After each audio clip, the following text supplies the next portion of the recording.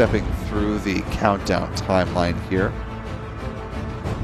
Falcon 9 as a launch vehicle stands 70 meters or 229 feet in height and has a diameter of 3.66 meters or 12 feet.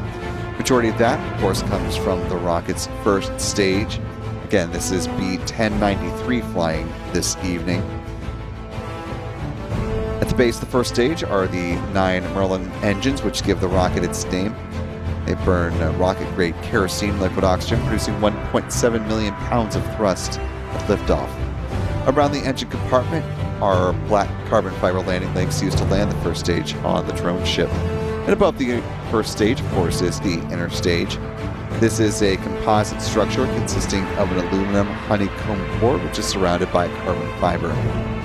In that image on the right-hand side of your screen, you can see the deployable hypersonic grid fins. These are titanium winglets that provide stability and steering for the Falcon 9 as it comes back into the atmosphere, tail first like a big old dart heading towards the drone ship. Of course, tonight SpaceX will use its one and only West Coast drone ship called, of course, I Still Love You. With the retirement of the drone ship called, just read the instructions from here in Florida, which per SpaceX will be used for the foreseeable future as a transport vessel for the Starship program. That means the East Coast now relies on one drone ship as well, called Shortfall Gravitas. Coming back to the inner stage, at the top of this part of the rocket are 3 mechanical latches that attach to the vehicle's second stage and a first stage main engine cutoff. High pressure helium is used to release those latches, and 4 pneumatic pushers ensure clean separation. Also, the second stage engine nozzle is safely housed inside the inner stage adapter until the point of stage separation. Speaking of that upper stage, it is powered by a single modified Merlin engine called a Merlin vacuum engine, or an MVAC engine. Finally, at the top of the Falcon 9 stack are the payload fairings currently encapsulating the 24 Starlink satellites. Turning to the mission stats, this was the 13th flight of Falcon Booster 1093, marked SpaceX's 633rd Falcon 9 launch to date, the 52nd. This was the 567th Falcon Booster reflight for the launch of a booster that has flown at least once.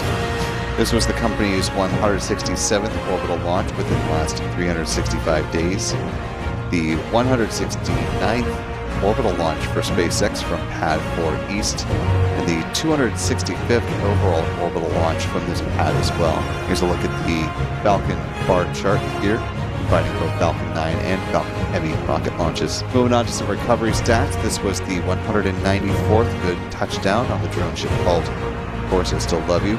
It marked SpaceX's 500th drone ship landing, as a matter of fact, the 606th booster landing for the company, and the 608th overall landing of an orbital class rocket.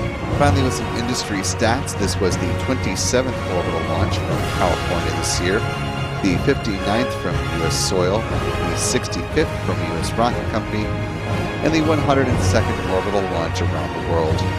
There have been 6 orbital mishaps, unfortunately, this year so far. Here's where the pie chart currently stands. And we're now just awaiting the SpaceX launch director to confirm that they are in fact go for launch.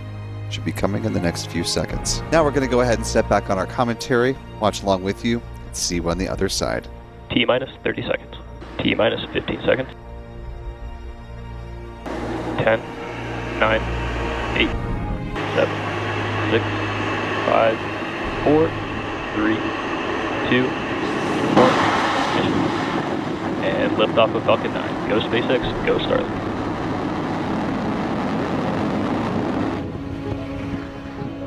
Vehicle is pitching downrange.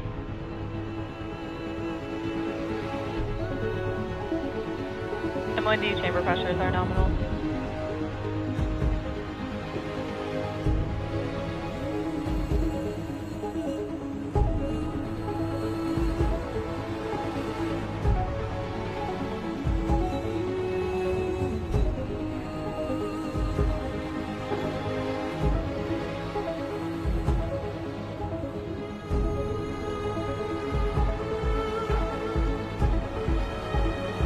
Power and telemetry nominal.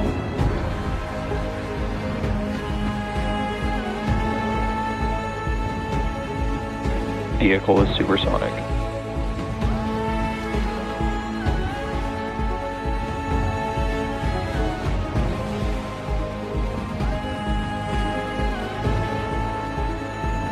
Max Q.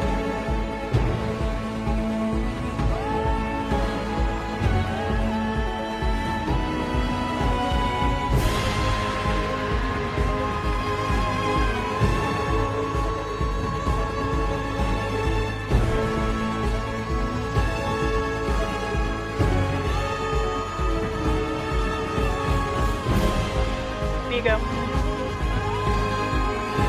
Stage separation confirmed.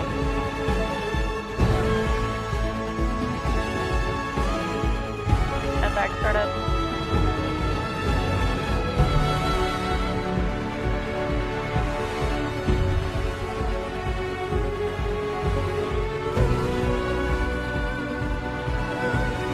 Bearing separation.